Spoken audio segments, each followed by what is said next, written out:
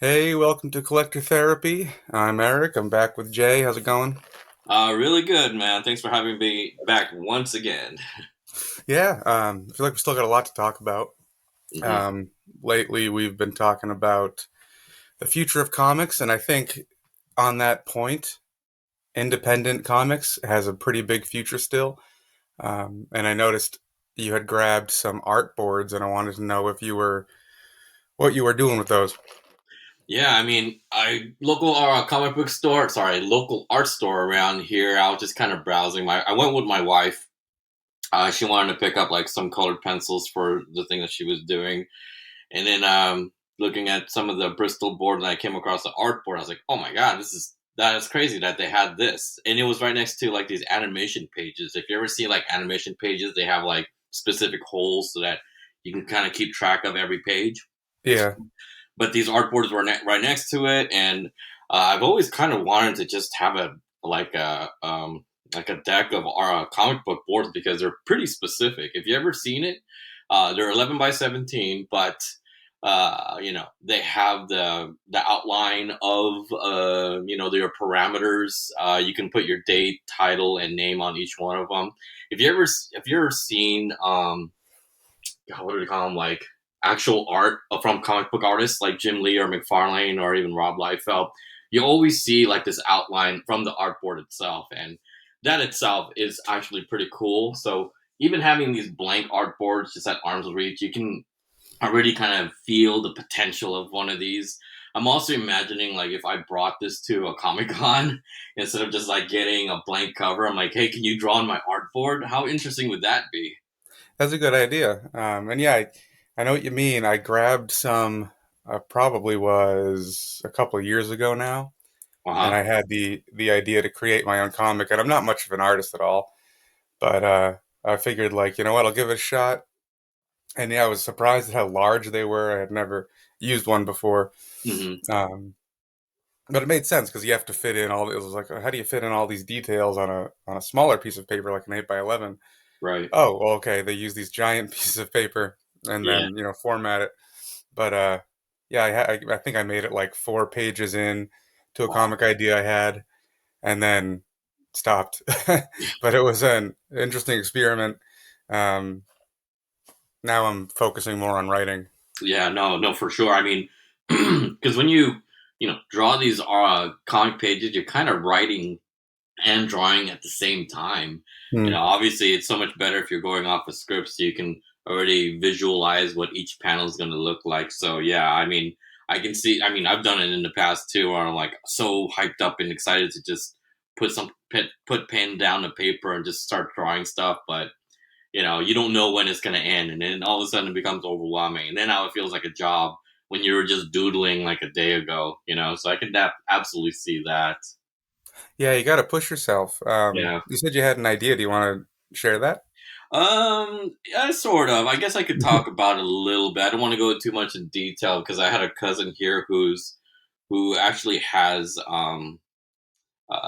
he wrote something and it won an award, and we were just kind of just talking about it. I'm like, what the best way to really present this story is, at least nowadays, and maybe a little bit biased, is actually through a comic book. And he's like, Yeah. really? I was like, yeah, because you can be nowadays independent publishers or self-published books are kind of a big deal, unlike how it was, a couple decades ago. A couple decades ago, you're hanging on to the seam of your pants when you're trying to publish your own thing. Now everybody's kind of looking for that self-titled comic book, and just kind of thought about it. And I'm not sure how serious he is. I can't say what the story is, but what I can say is he kind of bought the idea of, well, even if we gain a couple tens of followers, I'm not saying hundreds of followers, it may be enough for that tens of followers to turn into like a mini series, and then the mini series gains momentum into a bigger following, and even if you have hundreds or even thousands of followers, that might possibly spawn into a streaming series. So I feel like the wedge in any small time creator, just like any YouTube star that can kind of blow up, if you wanted to publish a book, is just draw a small little book and see how much attention it can get, and then it can probably spawn into something even bigger than that. I was Yeah, there's so much potential, especially if you appreciate supporting small business. It's the same idea. right. You grab somebody's, I'll throw you $5, I'll read your independent book, and a lot of times it's more interesting than the mainstream stuff. I have I collected from the flea market a couple books. It's called The Best American Comics, and they release one a year. I don't know if they still publish it, but I've got a couple of years. I got 2009, Cool. 2014, and 2017. And I found some amazing stories. Nick Dernasau's Beverly. I found Charles Burns, if you've ever heard of him. Uh-huh. He has a story called The Hive, which I'd highly recommend. It's very cerebral. It's really unique, and the artwork is really crisp. Um, Wow, yeah, so he's a lot of great independent stories came out of those books. They were just collections of like excerpts from independent stories oh, that's and cool. stuff that people have published, but like obviously have never heard of any of them. Right. And a lot of them, like my favorite stuff, was always this type of thing that you'd find in like somebody's sketchbook. Like it's all pencil, it's all like stream of consciousness about their life, um, or like really really simple. There was a couple of stories in there that the paneling is just it's the same size panel over and over again, Uh-huh. and you'd think like, oh, that's boring, but like the fact that it was so simple really drove the slice of life story along. Hmm. And yeah, really effective stuff. I recently started reading some stuff from Legacy Comics. I recently had Patrick Hickey Jr. on, and I read his Brooklyn Bleeds, and I read some of Condry, and it's the same type of thing. Like I would see it in one of those books. Really simple, minimalistic storytelling, but in the best way. It really was heartfelt and effective. Um, and then to your point, just gaining a couple followers. Like even if I finished a book, even if I finished a single issue, I don't care. Hmm. And I had that in my hands. Yeah. If I got it in front of 10 people, that would be cool. Yeah. No. And then like advertising for that thing is social media is crazy what you can advertise for now. You see all these ads for people that have like drop ship websites that advertise these unique little collectibles or unique things. Right. You see it enough times and you're like, all right, that's kind of neat. I'll grab it. Like I ended up, buying a locket for my wife that has, if you hold it up to light, Uh-huh. it projects "I love you" in like every language on your wall. Whoa. So it's just kind of like neat stuff like that. I feel like advertising a independent story, an independent little comic, would be really effective with that Oh yeah, style. absolutely. And even for the person that kind of just created it, it's like, yeah, I mean, I made a comic book one time, and it's like, oh wow, it's something that you can actually say that you did in your life. So who knows, man? I can't remember this guy's channel, but he basically talked about tales of the internet. God, I can't remember the YouTube channel, but it's so interesting. The latest episode was about this guy who went into a thrift store and he picked up this one CD, and only because the cover looked really cool, it was like an anime thing, and he posted it on Reddit. And it's like, does anybody know anything about this band? Because the music in this is really awesome. And then it kind of just went through all of these different threads, and nobody could figure it out. And until some guy's like, yeah, I think I know who the band is. And the person, he actually, he does construction now, and it was just like some no name guy. He just Hmm. put out an album like in the early 2000s, and it really didn't get anywhere until like it sort of became small little viral hints here and there, and just kind of grew and just kept continuously spawning and becoming bigger, and people wanted to know more because that one song was actually really good. And then it somehow got to that guy who created the song, and he's like, oh yeah, I'm sorry, yeah, that's me. And it was just something me and my friends were just kind of messing around with, and we just put it out there, didn't think anything of it. And then, Yeah. it got even more big. And now he contacted his other bandmates, and now they're going back on tour, an American tour. They're going on a world tour. Oh So, wow. yeah, after 20 years from obviously, well, I'll say 18 years of, not getting any attention, this guy dusted it off at a thrift store, put it on a thread, it got big. And then, about a year or two later, they're back on tour. So, your tiny little project can actually spawn to something very big. I've always said everybody has 6 million followers. You just got to go get their attention. Yeah, I thought about that since you said it, and it's so inspiring. It's just like, okay, I just got to put in the work. I just got to put in the work, and I've returned back to trying to write my story. I have Nice. very little written now, but it's there. I can work on it, and the fact that you love it really doesn't matter how long it takes to finish it. It doesn't matter if it makes money. I don't really care. It would just be really incredible to have something finished. Oh, absolutely, man. I mean, the weirdest movies is just like some guy's life work. He Yeah, just he did one thing his entire life, and that was a hit. And he died 30 years ago. So it's always kind of a weird thing how things are. Everything's always a collective of your material put into something. yeah. It's like the best investment to make is investing in yourself, and Yeah. it Oh, lends yeah. to that. You know, Totally. create something Yeah. if that's what you want to do. Totally, man. So when I see there's only 20. The pad of paper was actually kind of expensive. It was $26 for 24 sheets, so that's like a little bit over $1 a sheet. Hmm. And then in my world, that's pretty expensive. So I got to make every page count. I'm definitely going to be erasing a ton if I ever made a mistake on each panel. And I know, we're not supposed to get it perfect. We're not supposed to, because then you'll never do anything. Sometimes Right. to get things done, just dive into it. Who cares? And then make the mistakes along the way. But I definitely want to get something substantial, maybe a couple pre-pages together before I actually lay ink down on each one of those pages. Again, this may be the start of my life work. I have no idea. I just like Who how it looks knows? like. Yeah. Um, and you mentioned you were doodling. I'd like to see, what your work looks like. Sure. So start posting that on Instagram. Get I some people into it. For sure, man. I have one of those like moleskin journals, and for the longest time I was just kind of just drawing all kinds of weird stuff, Hmm. like Korean Spider-Man, and if Hulk was skinny but still really strong. I don't know. I'll post it. I guess that's a good post. You gave me a good idea. I'm actually holding Yeah. it right now. That reminds me of, you mentioned if Hulk was skinny but still really strong. I like that concept. The I used to study strength training, and some of the strongest people in the world are really small Yeah. because they focus on Uh-huh. density over size. And how does that Um, work? Is it because they're just so low? Are you talking about short or actual weight class?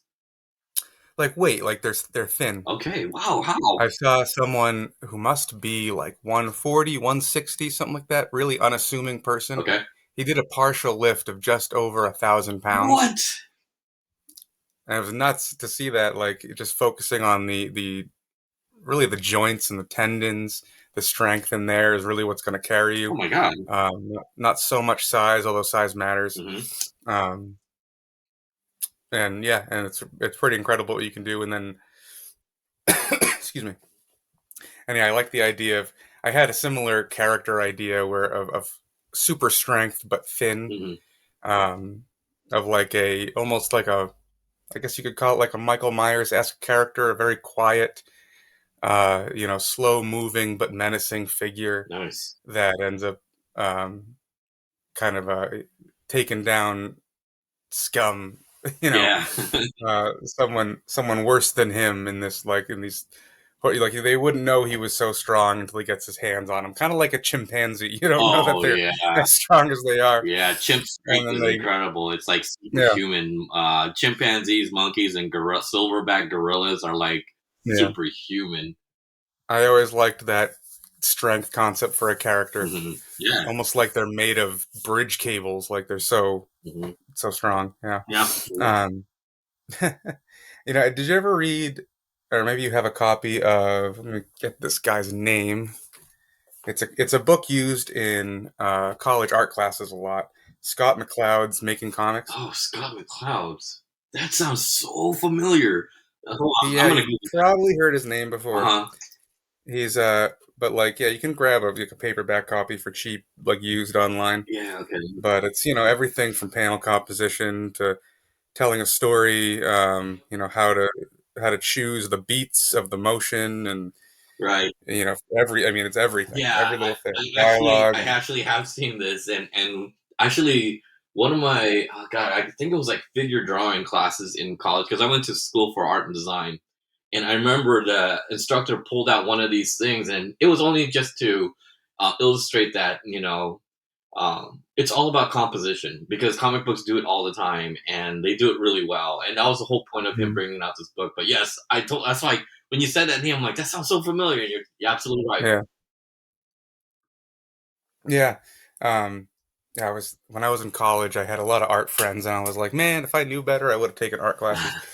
But but I've practiced over the years a little bit here and there, and like kind of picked up a few things. But I get, and maybe you understand this, but I get in the habit of doing the same point of view face over and over again. Uh-huh. Oh, yeah. It's the same three-quarter view of the face Yeah. with the same look on his face, and I'm like, yeah, I'm not getting very creative Oh, here. I same here. Um, I always draw the left side of the face for some reason, and they have to look to the right. If I try doing the opposite, oh my God, all my perspective is gone. yeah, Yeah, for sure. I took a it was neat. My When I was a kid, my parents found this free class at a local museum Mhm. where a guy was teaching kids how to draw Oh, comics, cool. and so I got a chance to like kind of see that you know the different types of medium, different types of looks in the medium, specifically, and this opened my eye to like storytelling and how to tell a story in comics. But he illustrated a kid's book, Hmm. and he was talking about how you know it's a kid's book, it's not a comic book, it's one picture, you know, maybe two per page, and but it's still sequential storytelling. And it was effective to say like, oh, you can go and find a kid's book, kind of take that beat, that same rhythm, Right. and apply it to a comic book. And when I started reading, like, oh, you know, this comic is really well paced. Oh, this has the same pacing as a children's book.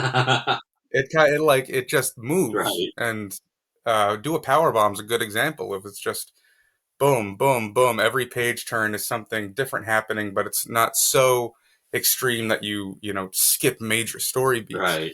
Um, and then Superman Up in the Sky is another, probably a better example because it was so short and had it just really, really minimal storytelling, but drove the point really well. It's almost like, you know, you want to tell it. Can you tell a story in one page?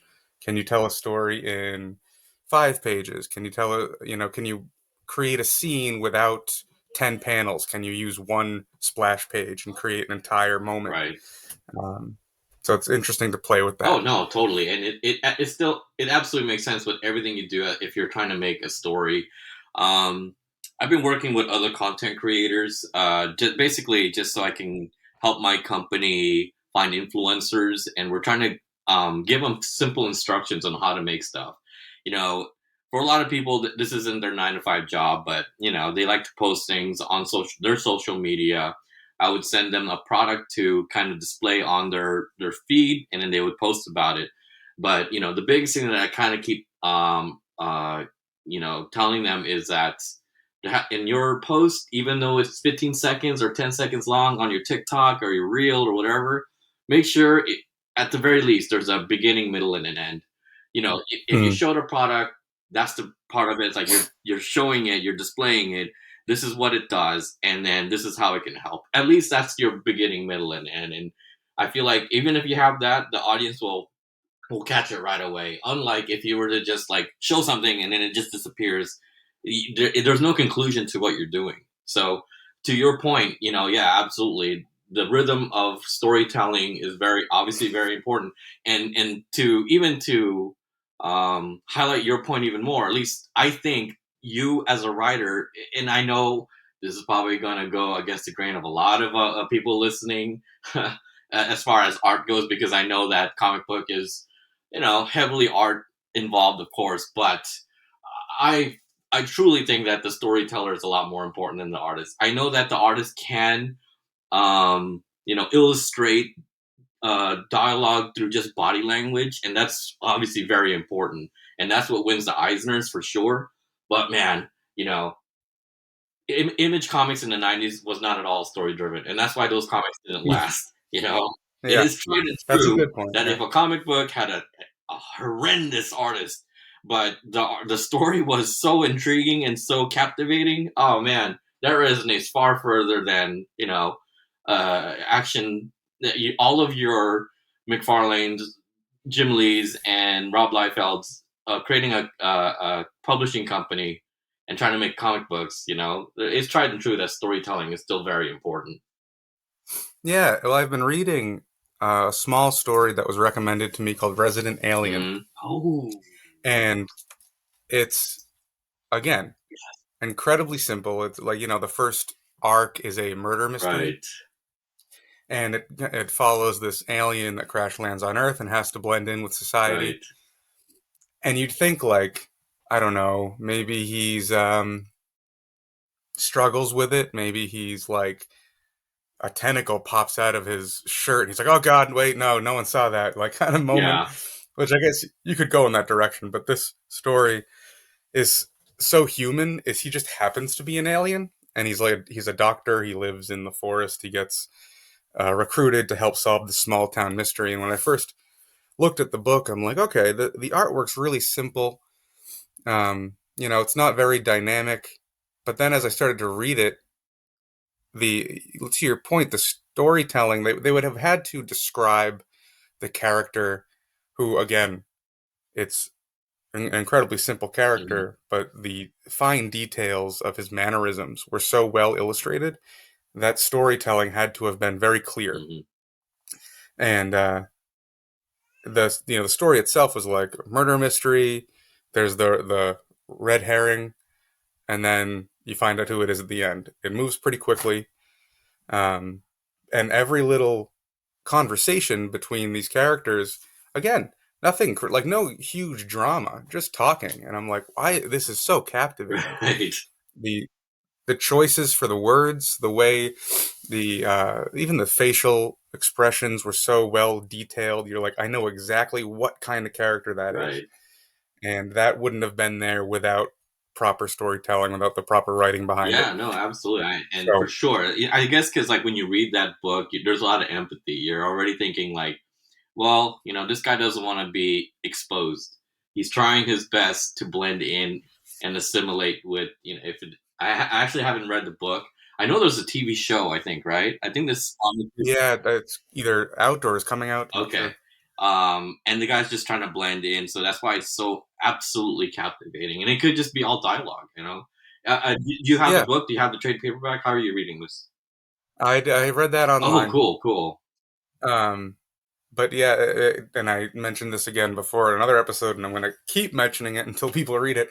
But Nick Durnasau's Beverly is another great example. That's Um, right. it's like you're not from Massachusetts, but there's like a lot of quiet, sleepy towns in hmm Massachusetts, like small hmm towns. And Beverly, Mass is one of those towns, and it's like the artwork in this book is so incredibly boring, but that it transcends it, and now it's really interesting. Like it's almost like you remember the show King of the Yeah, Hill? yeah, like that. It's like pseudo bad artwork, Yeah, but it's to the point of the right. story, like in the characters and how it all works. Like, oh, Hank Hill is a boring white collar or blue collar American Yeah, dad who yeah, exactly. there's nothing interesting going on there, and if anything's like remotely extreme in his mind, he freaks out. He thinks it's the worst thing. Right. Um, so it had that like that type of aesthetic of like this is a boring, slow American Massachusetts town of this regular family that goes on vacation, and then there are layers of like interesting, unsettling character work. Like the fact that it achieves to make you unsettled is the really interesting part. Nice. Um, so I recommend it to everybody. Go buy a copy of Beverly on Amazon for like $5 or whatever it is, um, or look it up, read it. It's great. It's comic books for art's sake. It's not like an action book. It's not Spider Man, but it really demonstrates what the medium can Oh, for do. sure, man. And it is those subtleties that at least I think everybody can kind of relate to. I know everybody wants the action. I know everybody wants like the big muscle and the superpowers and everything like that. But you know, for it to be more relatable to you, you gotta like you really gotta dig into those types of books, and I feel like those are more real and a little bit more. You can assimilate a little more closer with those books. Yeah, and I always liked the superhero stories. And we can dive. Have you ever read Identity Crisis? Yes, actually, I have. Yeah, we can dive into that because that is a big, bombastic superhero Mhm. story sometimes, and then it becomes like a really slow mystery story with some very real human drama Yeah. to it. Um, and that was the first time I ever saw like stories like that within the medium of Mhm. superheroes because we have Elongated Man's wife. She's, written to be this super nice, relatable character that's always hanging out with the Justice League. Um, her and Elongated Man have a great marriage. They're just really sweet people, and everyone loves them. And then Doctor Light, of all people, who I remember from the old Teen Titans Mhm. cartoon. So when Doctor Light breaks in and assaults Elongated Man's wife, I'm like, Yeah. Jesus! Like the last time I saw this character, he was in a kids Yeah. show, and now he's this Yeah. psychopath. Right. It went like straight to God, what is that? I totally escaped my mind right now. Alan Moore, like the best Alan Moore DC comic with Rorschach. God dang it, Oh, Watchmen. Yeah, Watchmen. it went straight to Watchmen all of a sudden. Yeah. Yeah, and then I started to see like, wow, like this is a darker story that you could conceive of Right. happening in real life, except it's dealing with these fantasy characters, and so then they go into like, all right, well, we can't kill Yeah. him. Um, why don't we erase his memory? And they're like, oh God, is that morally okay? Like, what do we do? And then they decide to do it, and then Batman comes in and sees it like, oh God, we got to erase his memory Yeah. now.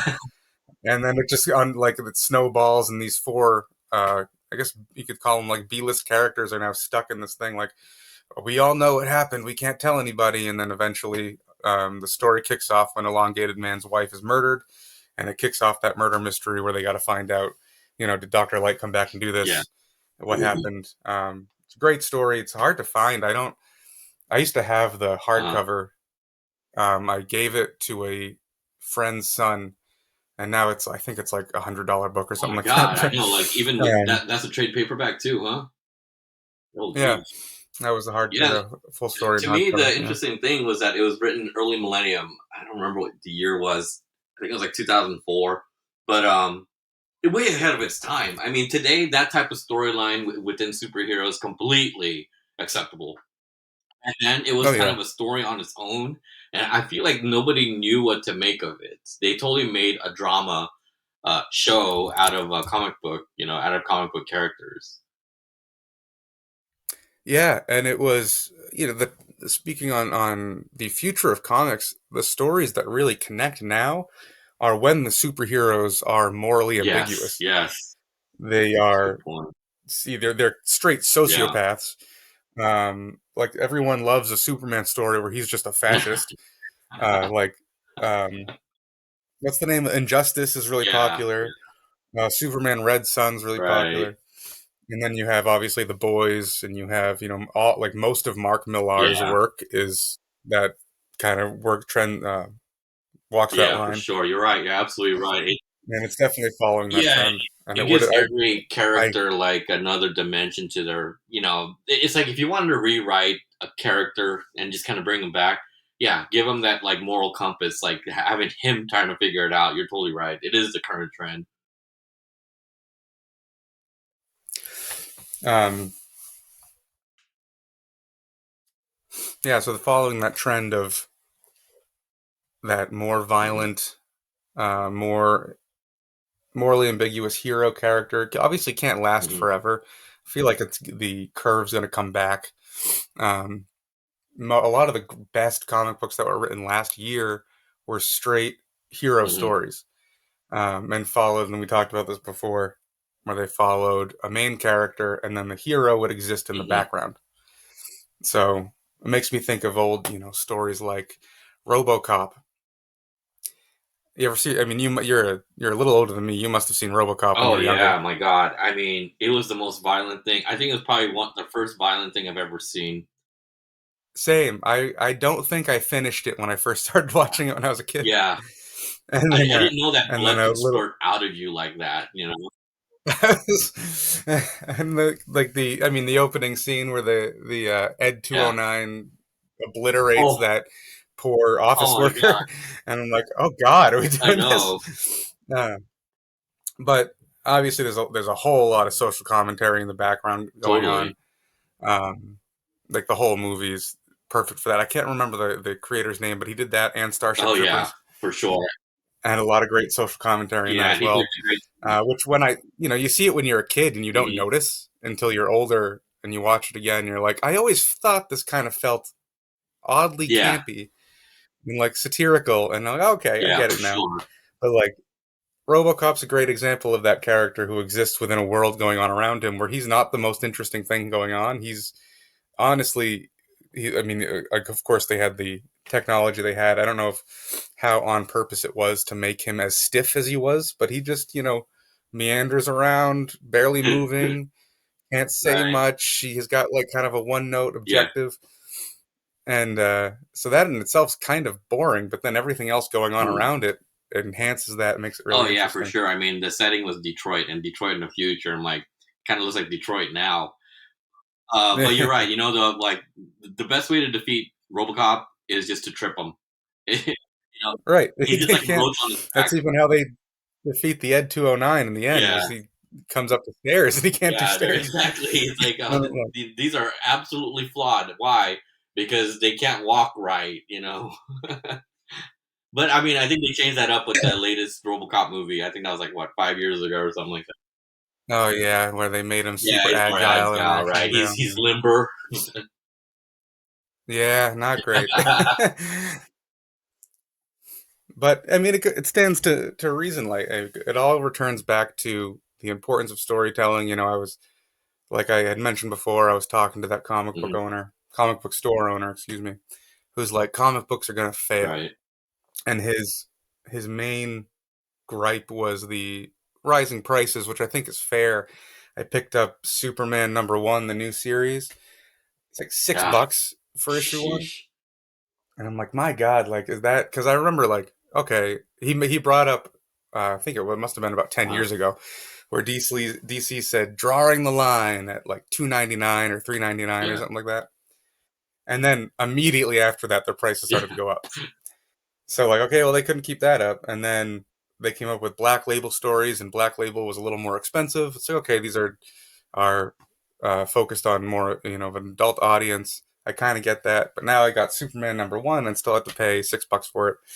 Um, yeah, so the prices are going up. Kids aren't reading them as Yeah. much. He had mentioned that Mhm. as well. And I've used to work with kids, and I know a couple of kids who really enjoyed comic books. But to his point, it's not where they go anymore. I think younger teens and even older kids, like college age kids, are going to be the major audience going forward. I mean, I've spoken to people that look to be maybe in their 20s, and they're like, yeah, I got into comic books like 3 years ago. I'm like, oh, okay, cool. And then they're all, artistic. So they're art students or they have some sort of hand in some artistic Right. endeavor. And that's what draws them into I the see. medium. Um, so I think going forward, that's going to be the Mhm. audience. And then even older, you have people again watching, the Marvel Yeah. movies, the TV shows, The Boys, all this stuff that's becoming wildly popular, and it hopefully will turn them on to back into the I hope so medium. too. I was Um, um I and was then talking to somebody on Instagram, and they're from Serbia, and I was like, wow, I'm always intrigued by how comic books are perceived in other parts of the world because how yeah, they a get their books and b what is distributed to their parts of the country. And I think he has three daughters, and they're all into comic books. And they can only read Wonder Woman, and I can't remember what the other character was, but it's only because in Serbia those are the, he has like maybe one or two comic book stores, and everything has to be purchased online to his Hmm. disposal. And I was like, well, how much are books there? And he's like, oh, about $15. I was like, oh my god, that is Jeez. insane. And he's like, And that's the that's reason why. relative to us, Yeah, like his. and Yeah. that's why he said like manga and anime, kids read that more because it's cheaper. He's like, what would you rather do, pay for a Okay. $15 book or a $4 manga, and you can possibly get some And entertainment out of that. And he's like, and it's probably longer yeah, too. yeah, and it's longer for sure. I mean, the series on mangas goes forever, so I feel like. And that's Go also ahead. a good point that I see again working with Hmm. kids. Few kids really like comic books. I remember seeing this little boy come into a comic book store, and he's like he knew Wow. everything. And but then you listen to the kids, like we would have pizza parties and stuff, and kind of like chaperoning the pizza party. And so many, like if you loved anime, you were Hmm. cool. Like everyone knew what anime was. Everyone loved it. Everyone loved Naruto. It's just really mainstream Hmm. now. And of course, I was like, well, where was this when I was in middle school, man? Right. Like, but yeah, it's definitely driving the popularity of that. And then you see like the popular video games kids play, all has is very heavily influenced by Yeah. anime. So that's, I think, yeah, to your point, that's probably where it's headed as Hmm. well, um, into that, into the Japanese Yeah, comic for book. sure. And I was actually Um, talking to another guy on Instagram, and he posted a book. Oh, it was Turok #1, and this is a Valiant book. yeah, The book I believe was 395, and this is circa 1993. And I have the book, and I totally forgot how much it cost, and I was like, whoa, 395. I could be wrong. It could be 295 or 395, but either or, that's pretty expensive for a 1993 book. Back in '93, the yeah, books were only still a buck, so it's like a kid has to save a week's worth of lunch money in order to get Turok #1. And then he reminded me that, well, this is Valiant. These aren't Marvel comic books. And Valiant at the time, I think Jim Shooter was editor in chief, or at least the creator of Valiant, and he catered his books to the older crowd, college kids, and possibly people who are already working, so they can possibly afford the more premium prices. And I was like, oh, okay, that's so true. And to your point of that guy, he's like, well, nobody's buying books. Books are getting a little too expensive, and kids probably won't buy these $6 Superman #1 books. And even like the average price of a comic book, their Miles Morales #1 is still $3.99. What would you rather do? Go to yeah, Target and buy an action figure with complete actual play, or buy a book for $4 that you can only read once, and you may read it again. Who knows? You may like the art and whatnot, but if you're gonna complete a story, that's gonna probably cost you like $40. Little kid. So it's hard for yeah, these kids to like figure it out. Like little Timmy, 6 years old, 7 years old, going, "Oh man, what do I do here? I really want a comic book, but I'd rather have an action figure that gets my mind with so much play abilities. So that guy has a point. And I hopefully he can figure it out and make things work out. And I don't know what the absolute future of comic books. Hopefully I think it's been at 3.99 for a little bit less than a decade. I don't remember what comic books were in 2010. They might have been the same price. yeah. I think they stayed that way probably for a little Hmm. while. Well, price Um, is gonna suck.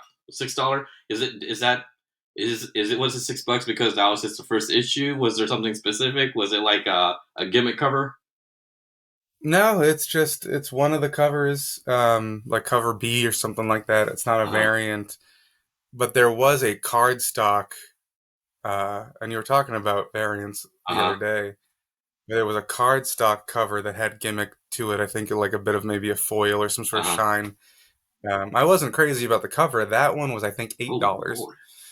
and but that brings up who's buying Hmm. this. So kids are obviously not going to go and spend that much money on a comic book unless they're big comic book Right. fans. But they're not. It's not geared towards a general kid audience. Um, but like an art student and I see it on Instagram all the time. People grabbing specific Right. artists, or they want all the variant covers, or they want like I forget the name of the artist now. It was Spider Punk number Oh one. yeah. There was a Japanese artist who did this variant cover. It was crazy good. I mean, really, really Right. Is that incredible. Peach Momoko? And it was I. Peach What's that? Momoko? No, it wasn't Okay. Peach Momoko. Um, I don't know if I can find them, but the price on the variant cover was like 90 Oh my bucks. god. Just straight up. And it's like, okay, if you're a collector and you collect comic book art, that's pretty good. Like you're probably gonna do that. So artwork in general. Oh, here it Uh-huh. is. Artwork being the Takashi Oh, Okazaki. okay. Yes. Yeah, I know what you're talking Artwork being the selling point of a lot about. of these Mhm. books. Uh, you know, could drive it going forward. Even if you don't love the story, maybe you love the artwork. I know I've talked to a lot of people who are like, I don't even care about the story. If the artwork's good, I'll grab it. Like, it's not a good example because the story's incredible, but Saga is something that had great artwork. I remember talking to a friend of mine who's like, "Yeah, man, like the artwork's so good, like I'd read it anyway, even if the story was Right. bad." But I want that curve to go in the other direction because storytelling is so Right. No, important. absolutely. I totally agree with that, man. And I guess it's like, okay, we're adults and we have income, and obviously we can afford these books. But somebody told me it's like you can buy anything, but you can't buy everything. And obviously it makes Yeah, sense. Like, yeah, I would love to have every comic book known to man, but obviously my pocket and my wallet doesn't say the same thing. It's going to be a different story. And originally, when we were talking about the future of comic books, I just kept thinking about that price. Just like with everything else that's being inflated with food and housing and everything else like that. It's like, well, how are we going to get these stories across to people like we used to? They're just like, I think probably the digital format will probably be the best bet. I don't know what you pay. I don't subscribe to digital format comic books. I have a couple of friends that do. Also, they do subscribe to DC, um, and I feel like you can get all of these books at your hand for this premium price. It's probably a lot better than buying the actual book that will probably end. You can only read one. So pricing is definitely going to, and to that comic book store owners is going to be probably the biggest culprit of if comic books are going to succeed or not.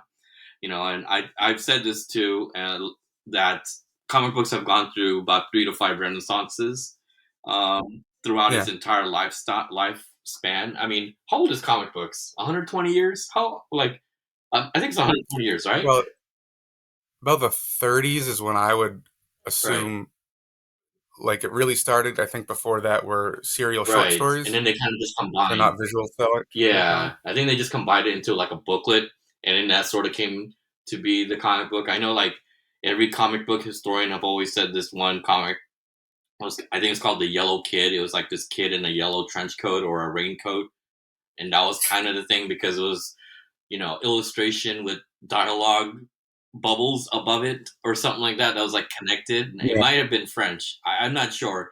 Boy, am I butchering the Hmm. history of comic books right now. But whatever it is, I feel like I'm making this up. I know I'm somewhat within the ballpark of this whole thing, and I absolutely apologize, public. Do not chew us out and ostracize us for our horrendous, terrible comic history right now. But I know it's something to that degree. Well, anyways, within the 120 years, 140 years of comic books, whatever the case is, I feel like comic books have gone through at least 3 to 5 renaissances where it looks like extinction was at its door and the Grim Reaper was there and about to take it away, but then for something it just kind of resurged and it came back and it left and it came back and Hmm. it came back and it keeps coming back again.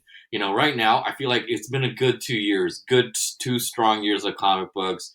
Obviously people had disposable income for a little bit. It has kind of dipped down a little bit. I know a lot of people are a little bit scared with their investments.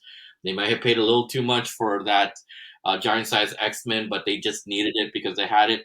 And it may be dipping down, but I feel like the thing that's keeping it afloat is that Hollywood and streaming television has kind of needed the pool of these stories in order to create content so that we continue the media cycle over and over again.